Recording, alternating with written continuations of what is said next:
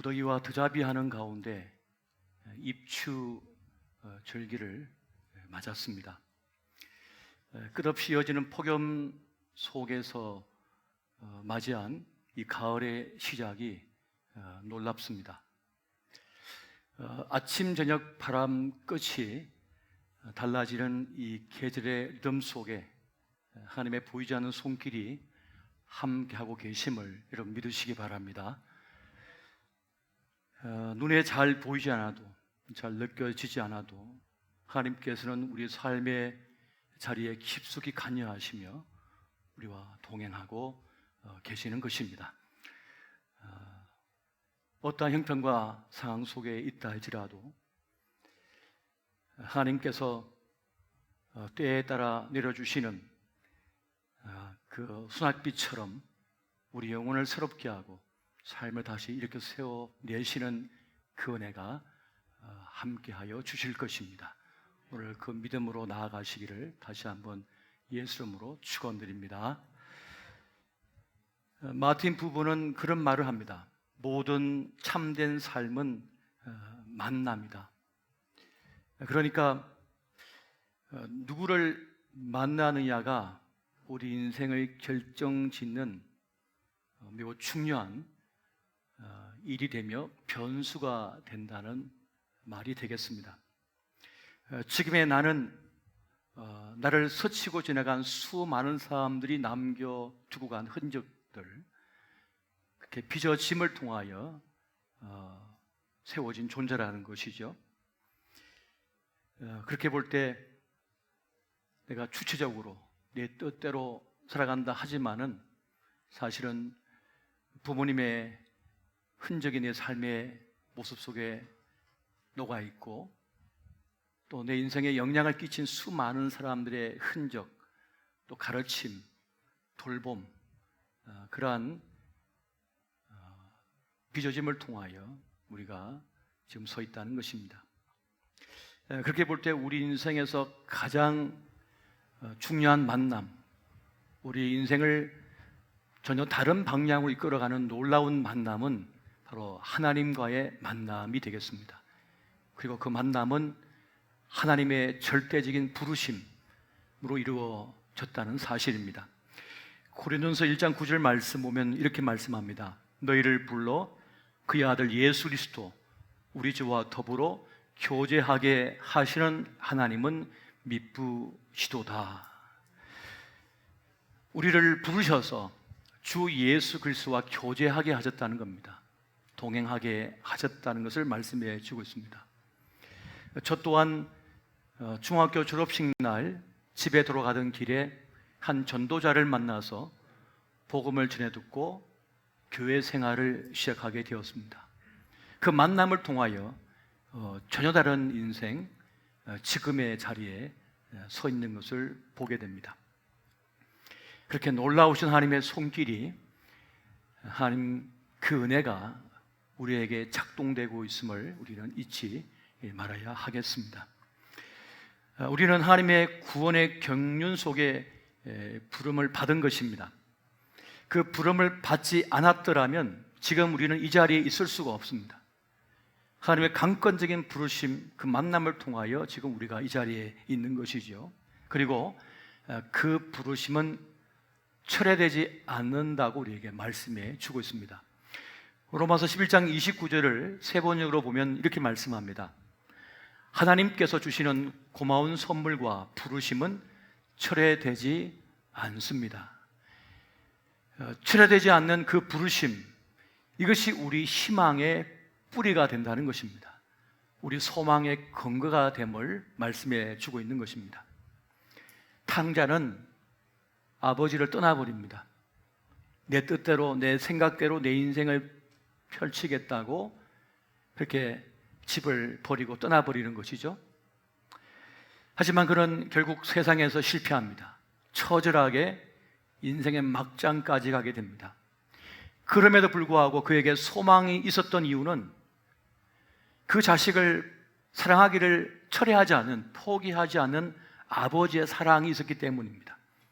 그렇게 하나님 아버지께서는 우리를 향한 부르심을 철회하지 않으며 지금도 여전히 그 문을 열어놓고 계시고 또 우리를 돌보고 계신다는 사실입니다. 이것을 믿으시기 바랍니다. 이 사실만 알아도 우리는 인생을 살면서 좀 힘들고 어렵더라도 그를 버틸 내적인 힘을 가지게 됩니다.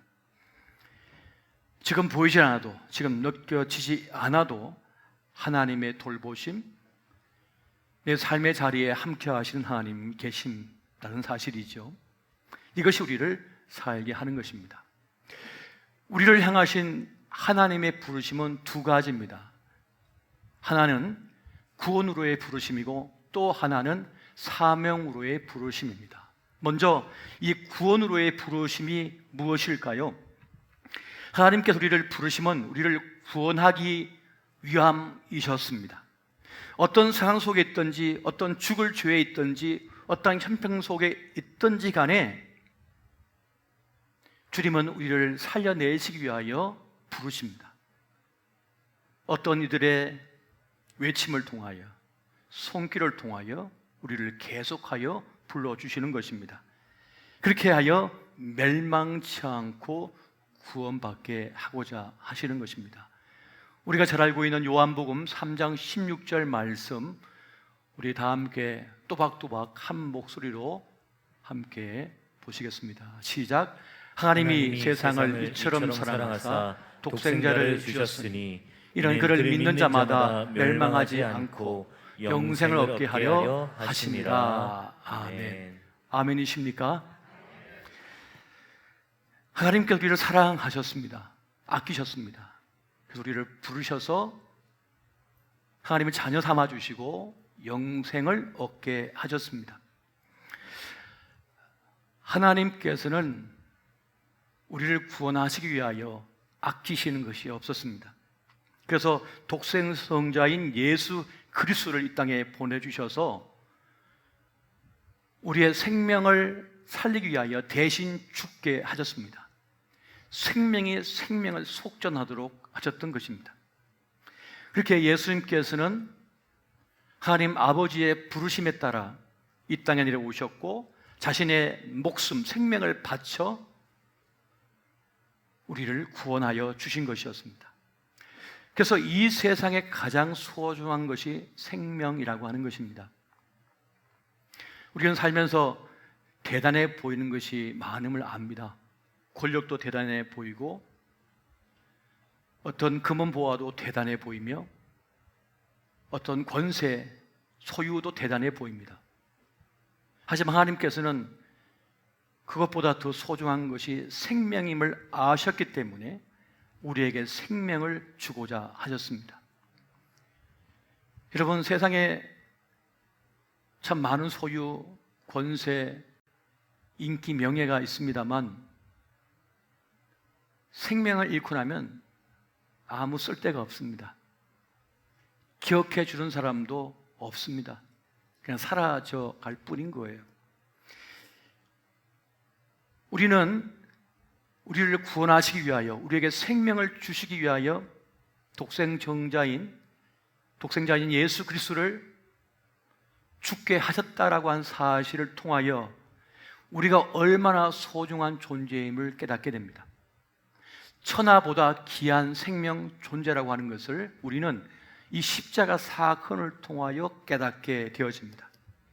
이렇게 나를 향하신 그 십자가 사랑을 아는 사람, 나를 구원하여 주신 그 하나님의 놀라우신 역사를 아는 사람은 행복한 삶을 살게 됩니다.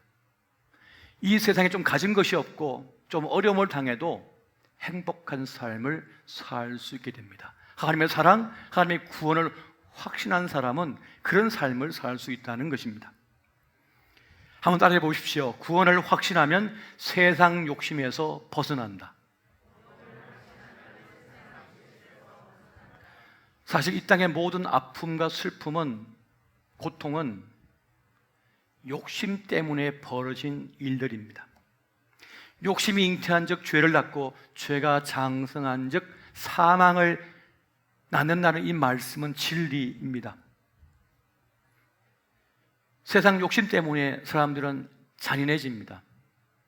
세상 욕심 때문에 사람들은 비굴해집니다. 이 세상 욕심 때문에 사람들의 인생은 추해집니다. 하지만 나에게 하나님의 생명이 있고 구원이 있다고 믿는 사람은, 그것을 확신한 사람은 세상 것을 덜 욕심냅니다. 그것이 썩어 없어질 것임을 알기 때문에 거기에 전부를 걸지를 않습니다. 진짜 중요한 것, 진짜 욕심낼 게 무엇인지 아는 사람은 헛된 것에 자기 인생을 걸지 않습니다. 가져가, 먼저 가, 줘버려요. 그게 전부 아님을 알기 때문에 그렇습니다. 여러분, 우리는 예수님을 믿기만 해도, 예수님을 따르기만 해도 우리 인생을, 이 소중한 인생을 허비하지 않으며 어두움에 거하지 않게 합니다. 어둠을 피할 수가 있습니다. 우리 주변을 보면 얼마나 많은 사람들이 그 욕심 때문에 이 세상을 어둡게 살아가는지 모릅니다. 아픔과 슬픔과 실패감과 열패감, 자기 비하 속에 살아가는지 모릅니다. 하지만 주님을 따르면, 주님과 함께 동행하면 빛 가운데 살아갈 수 있게 되어집니다. 요한복음 8장 12절 말씀 같이 한번 보겠습니다. 자, 시작. 예수께서 또 말씀하여 이르시되 나는 세상의 빛이니 나를 따르는 자는 어둠에 다니지 아니하고 생명의 빛을 얻으리라. 아멘. 우리에게 제일 중요한 인생의 재료는 시간입니다. 생명입니다. 우리에게 주어진 이 땅의 시간은 제한적입니다. 영원하지가 않습니다. 그렇기 때문에 우리 인생의 시간을 절대로 분노심 때문에, 억울한 감정 때문에, 실패감 때문에 망가뜨려서는 안 돼요. 허비해서는 절대로 안 됩니다. 예수님을 따르면, 주님과 함께하면 내가 얼마나 소중한 존재이고 얼마나 중요한 시간을 살아가고 있다고 하는 사실을 압니다. 그래서 존귀한 자기 생애를 살아갈 수 있게 되어지는 것입니다. 다음으로 여러분, 구원을 확신하면 절망과 불안에서 벗어나게 됩니다. 한번 따라해 보십시오. 구원을 확신하면 절망과 불안에서 벗어난다. 하나님의 구원이 나에게 있음을 아는 사람, 그 생명이 나에게 있는 것을 아는 사람은 절망과 불안감에서 벗어나게 됩니다. 여러분, 어떤 것도 내 인생의 절망감과 불안감에서 나를 해방시킬 것은 없습니다. 이 힘든 세상, 복권에 한 20억 당첨되면 좋겠다. 당첨돼 보십시오. 그때부터 불안 속에 떨게 됩니다. 당장 관계를 다 끊어버리고 나를 아무도 모르는 곳에 던져놓게 됩니다. 전화 오는 게 두려워요. 방백을 몇 단계를 세웁니다. 그리고 보디가드를 세워놓죠. 그래도 불안합니다. 이 사람을 믿을 수가 없거든요. 나중에는 자식까지 못 믿어요. 여러분, 인생은 죄로 인하여 하나님을 떠나왔기 때문에 영적인 구멍이 있어요. 공허함이 있어요. 그래서 어떤 것으로 채워낼 수가 없습니다. 사람들은 그 허기를, 영적 허기를 먹음을 통하여 채우려고 합니다. 배를 빵빵하게 채워요. 그런데 그래도 영적 허기가 느껴져요. 사람들을 많이 만납니다. 수없이 사람들을 만나요. 그래도 공허해요. 어떤 게임에 중독되고 어떤 술을 마셔보고 다 해봐도 안 채워져요. 절대로 채워지지 않아요. 그 공허함은 하나님만이 채워줄 수가 있기 때문에 그렇습니다. 하나님의 구원이, 하나님의 생명이 나에게 있다라고 하는 사실을 아는 사람은 그 절망감, 불안감을 이겨낼 수가 있게 되어집니다. 여러분, 인간은 무에서 왔기 때문에 없음에 대한 고통, 절망이 있어요. 불안감이 있어요. 그래서 뭔가 채우려고 하죠. 그러나 하나님으로 채워지지 않으면 절대로 채워질 수가 없는 것입니다. 그렇게 하나님의 구원과 하나님의 사랑이 있음을 아는 사람, 그 생명이 있는 것을 아는 사람은 어떤 것이 와도 그 두려움을 이겨낼 내적 힘을 가지고 있는 것입니다. 로마서 8장 31절부터 35절까지 말씀을 한 절씩 보시고 마지막 절은 같이 한번 보겠습니다. 그런즉 이 일에 대하여 우리가 무슨 말 하리요? 만일 하나님이 우리를 위하시면 누가 우리를 대적하리요? 자기 아들을 아끼지 아니하시고 우리 모든 사람을 위하여 내주시니가 어찌 그 아들과 함께 모든 것을 우리에게 주시지 아니하겠느냐? 누가 능히 하나님께서 택하신 자들을 고발하리요? 의롭다 하신 이는 하나님이시니 누가 정죄하리요? 죽으실 뿐 아니라 다시 살아나신 이는 그리스도 예수시니 그는 하나님 우편에 계신 자요 우리를 위하여 간구하시는 자신이라. 다 같이 누가 우리를 그리스도의 사랑에서 끊으리요? 환난이나 공고나 박해나 기근이나 적신이나 위험이나 칼이라. 아멘. 절대적인 하나님의 사랑, 구원하심을 아는 사람, 믿고 있는 사람, 확신하는 사람은 칼이나 총이나 적신이나 전염병이나 어떤 것이 찾아와도 그래서 굴복하지 않고 버텨내고 이겨낼 수가 있는 것입니다. 오늘 이 은혜가 함께 하시기를 예수 이름으로 축원드립니다. 다음으로 여러분, 하나님께서 우리를 사명으로 부르셨습니다. 사명으로의 부르심이 있습니다. 현대의 예언자라 불려졌던 스위스의 사상가인 칼 힐티라고 한 사람이 있습니다. 그가 이런 말을 합니다. 인간 생애의 최고의 날은 자기 인생의 사명을 자극하는 날이다. 나를 향하신 하나님의 그 목적을 깨닫는 것이다. 여러분, 인생을 살면서 자기 인생의 목적, 자기 사명을 깨닫는 순간 그의 삶은 전혀 다른 인생을 살게 됩니다. 목적이 있는 인생, 방향이 있는 인생, 사명이 있는 인생은 전혀 다른 삶을 살게 되는 것입니다. 키에르 케코로도 그런 말을 합니다. 온천하가 다 무너지더라도 내가 이것은 꽉 붙들고 놓을 수가 없다. 내가 이것을 위해 살고 이것을 위해 죽을 수 있는 나의 사명을 발견해야 한다라고 말을 합니다. 내가 이것 때문에 죽고 내가 이것 때문에 산다라고 하는 인생의 목적, 사명을 가진 사람은 전혀 다른 삶을 산다는 것입니다. 그러나 반대로 인생의 목적, 사명을 아직 발견하지 못한 사람, 그냥 주어진 대로 사는 사람은 자기 처지에만 골몰하게 됩니다. 자기 포지션에만 골몰한 인생을 살게 됩니다. 그래서 억울해요. 나 그렇게 열심히 살았는데, 열심히 노력했는데 이것밖에 안 되는가?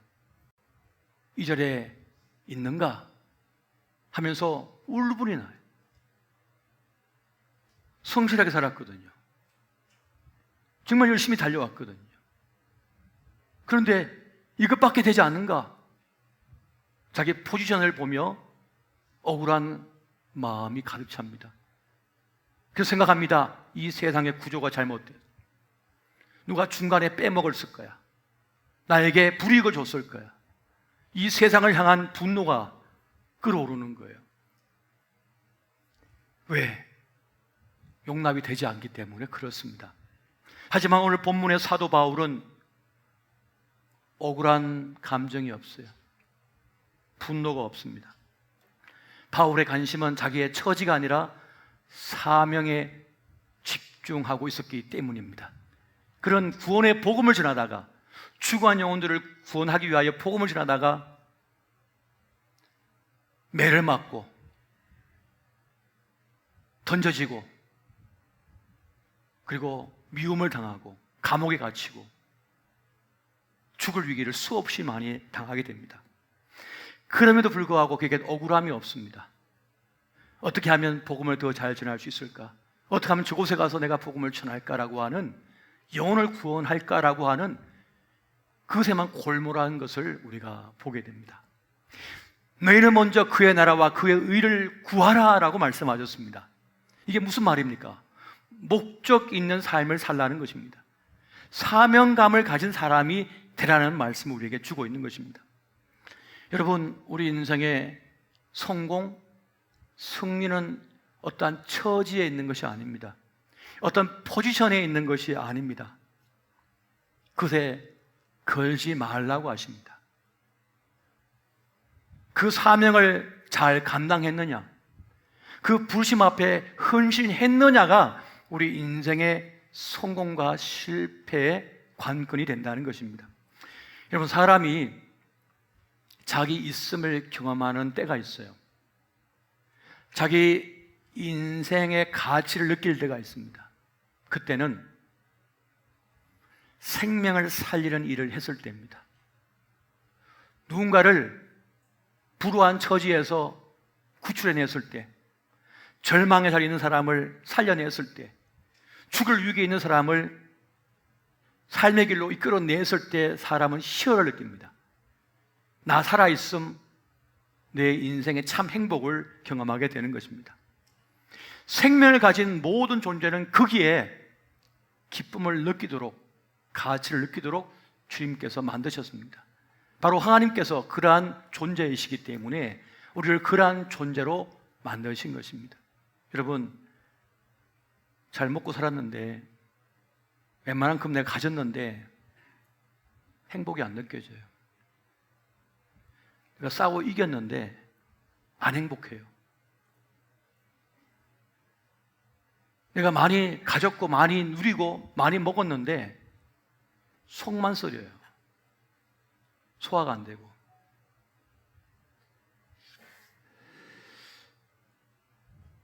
우리의 인생의 코드, 행복의 코드는 그게 있는 것이 아니기 때문입니다. 생명을 살려내는 그 일에서 우리는 인생의 희열과 기쁨과 가치를 느끼도록 주님께서 하셨습니다. 만드신 것입니다. 사람들은 자신의 존재, 가치, 나는 누구인가를 사회적 지위나 어떤 소유함, 구매력, 포지션으로 자기를 파악합니다. 하지만 주님께서는 그것으로 우리를 판단하지 아니하시고 하나님의 부르심에 헌신하고 있는가, 그 복음의 일을 하고 있는가로 우리를 파악하십니다. 그리고 주님께서는 우리를 복음의 일꾼으로 부르셨습니다. 한번 따라해 보십시오. 주님은 나를 복음의 일꾼으로 부르셨다. 이것이 우리 인생의 가장 중요한 포인트입니다. 이것이 우리 인생의 우선순위예요. 그런데 여기에 이걸 빼고 다른 걸 갖다 놔요. 여기에 다른 걸 갖다 놓고 있다고요. 그래서 뭘 해도 별로 기쁘지 않아요. 허망해요. 헛산 것 같아요.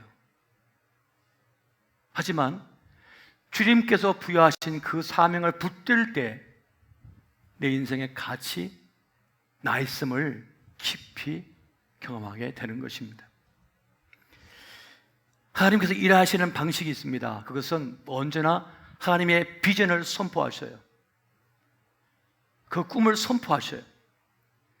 그리고 그의 일을 감당할 일꾼을 부르십니다. 아무것도 없어요. 황무지예요. 어떤 가능성도 보이지 않아요. 그런데 주님께서는 하나님의 비전을 선포하셔요. 그리고 그 일을 위하여 일꾼을 부르십니다. 그런데 놀랍게도 그 일에 응답하는 일들이 일어납니다. 그래서 하나님의 일이 성취되어져 가는 것을 보게 됩니다. 하나님의 뜻, 그 비전을 듣고 반응하는 일이 있다는 거예요. 자신을 헌신하는 일들이 있다는 것입니다. 올해 우리 교회의 비전이 무엇입니까? 우리는 선교적 교회를 꿈꾼다입니다. 지금 이 코로나 상황 때문에 어떻게 복음을 전할 수 있습니까? 어떻게 선교 사역을 감당할 수 있습니까? 경제는 어렵고 사람을 만나기도 어렵고 특히 낙후된 오지에는 더 사람들이 접촉하면 안 돼. 경제가 위태위태해요. 근데 어떻게 선교적 사명을 감당할 수 있느냐라고 생각할 수 있습니다. 하지만 하나님의 강권적인 역사로 그 비전을 선포했을 때 그의 반응을 보이는 이들이 일어납니다. 응답하는 이들이 일어나는 것입니다. 생각지도 않은 이들의 헌신과 수고로 인하여 그 일이 이루어지는 것을 보게 됩니다. 그 일을 위하여 누군가를 이렇게 세우는, 그를 복주셔서 그를 이렇게 세워서 그 일을 하도록 행하십니다. 이것이 하나님께서 일하시는 방식이라고 하는 사실입니다. 여러분, 요나는 니느웨가 구원받는 거 원치 않았어요. 하나님의 재앙이 임해서 다 없어지기를 원했어요. 왜냐하면 원수나라의 수도였기 때문에. 그런데 그럼에도 불구하고 하나님께서 강권적으로 가라, 전하라 하시니까 억지로 가게 됩니다. 해변가에 던져지게 되고, 그래서 그는 하룻길로 다니면서 너희가 회개하지 않으면 하나님의 재앙이 임할 것이다 하고 지나갑니다. 여러분, 거대한 도시에서 하룻길 지나면서 대충 전하는 그 반쪽 복음, 반쪽 순종임에도 불구하고 그 소리를 들은 수많은 이들이 회개를 하기 시작해요. 하나님께 용서를 구합니다. 죄를 뿌리며 베옷을 입고 주님께 엎드립니다. 그래서 재앙이 임하지 않는 역사가 일어나게 되었습니다. 여러분, 모세는 그렇게 말합니다. 주님, 저는 말을 잘 못합니다. 말할 줄은 모릅니다. 전 능력이 부족합니다. 그랬더니 하나님께서 네 형 아론 있지 않냐? 그가 말을 잘하니 그를 통하여 말하라. 네가 지팡이 들고 말하라, 행하라. 그럼 10가지 재앙이 일어나서 홍해를 가르며 군하여 낼 것이다. 그렇게 하나님께서는 능력 없다고, 자기 부족하다고 하는 모세를 통하여 하나님의 구원의 역사를 이루어내셨습니다. 여러분, 내 힘으로, 내 능력으로 하나님의 일을 감당한다? 그 부름 일을 감당한다? 그렇지 않습니다. 하나님의 능력으로 하시되 우리의 응답을 통하여, 우리의 순종을 통하여 그 일을 하고 계심을 여러분 믿으시기 바랍니다. 여러분, 지금 주님께서는 우리를 부르고 계십니다. 우리를 통하여 하나님의 그 위대한 일을 이루고자 원하십니다. 나의 기도를 통하여, 나의 헌신과 수고를 통하여 그 생명을 살리는 그 일을 하고자 원하십니다. 여러분, 저는 기도도 잘 못하고 저는 가진 것도 없고 그런 열정도 별로 없는데요, 그러나 여러분, 하나님께서는 우리의 재능 없음, 능력 없음으로 인하여서 제한당하는 분이 아닙니다. 하나님은 무한하신 분이시기 때문에 기도가 잘 안 되는 사람이라면 그가 기도하고자 애쓰며 주님의 응답이 되어질 때 주님은 그 입을 터치하셔서 그 입을 열어주십니다. 또 기도의 용사가 되게 만드시는 거예요. 그가 헌신하고 하는데 그의 사업체가 작고 그의 가진 것이 부족하다면 주님께서는 그럼에도 불구하고 주님의 응답이 되고자 하는 그에게 능력을 부어주셔서, 은혜를 부어주셔서 그의 사업을 일으켜주시고 그의 지경을 넓혀주셔서 그 일을 능히 감당할 사람으로 만들어주시는 것입니다. 할렐루야. 하나님은 그렇게 하시는 것이에요. 내가 다 있어야지, 내가 다 가져야지, 내가 재능도 있고 능력도 있어야지 한다, 천만의 말씀이에요. 하나님께서 능력 부어주셔서 그를 통하여 그 일을 행하시는 것입니다. 할렐루야.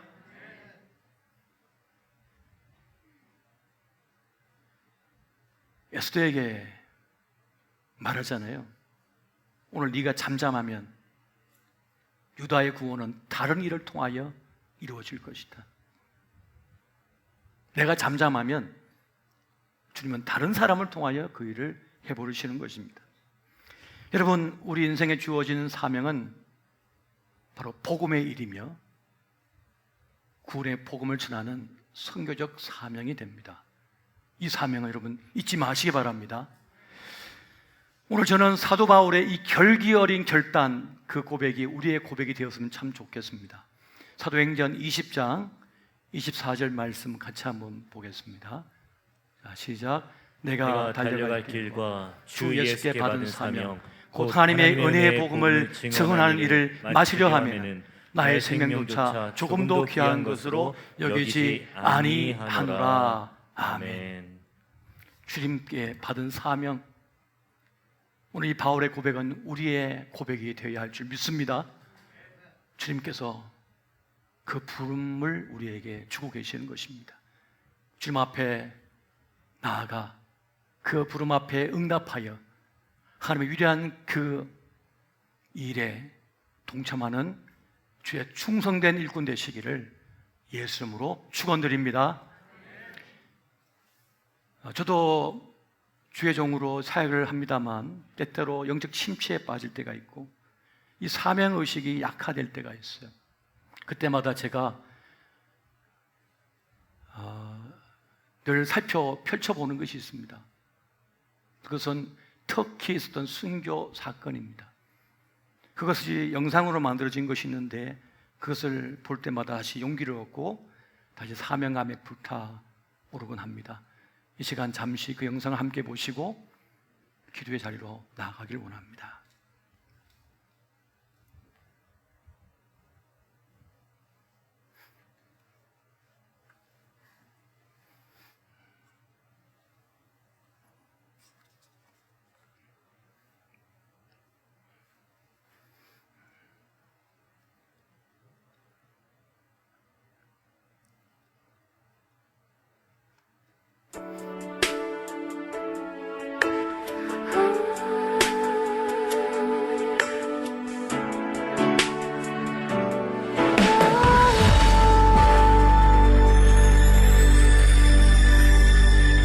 주님 다시 오실 때까지 나는 이 길을 가리라. 좁은 문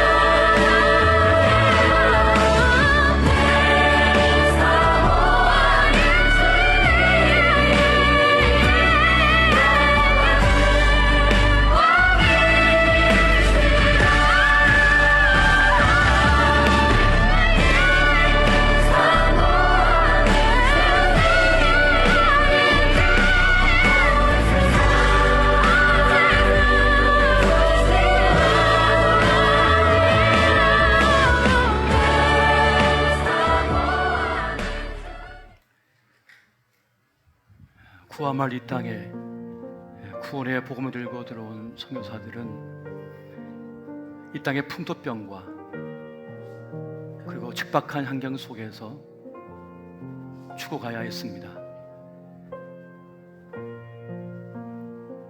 이 선교사들의 무덤가에 가보면 1살, 2살 먹은 아이들의 무덤이 있고 그 부모의 무덤들도 있습니다. 피 한 방울 섞이지 않은 우리를 구원하기 위하여 그들은 이 땅에 들어왔고 자기의 목숨을 바쳐 구원의 복음을 전하며 희생하였습니다. 그로 인하여 우리는 예수의 복음을 전해 듣게 되었고 구원을 가진 하나님의 사람이 되었으며 지금 이렇게 한국교회의 번영을 이루게 되었습니다. 복음을 받은 우리는 또한 복음을 전할 사명을 가지고 있으며 교회를 세우며 구원의 복음을 전하는 소명자, 사명자의 자리에 서 있습니다. 우리가 그 사명을 붙들지 아니하면 우리의 인생은 공허함과 박탈감과 실패감, 열패감 속에 패배자의 삶을 살 수밖에 없습니다. 내 인생의 중심에 하나님의 부르심, 복음의 사명자라고 하는 이 사실을 깨닫고 그것을 내 일생의 목적, 사명으로 삼고 나아갈 때 우리의 삶은 전혀 다른 삶을 살게 될 것입니다. 무더운 여름, 코로나 때문에 힘들고 어렵지만 우리는 이 복음 전하는 일을 멈출 수가 없으며 그 복음을 위하여 부름받았다는 사실을 깨닫고 그 일에 함께 헌신하는 우리 모두가 되기를 원합니다.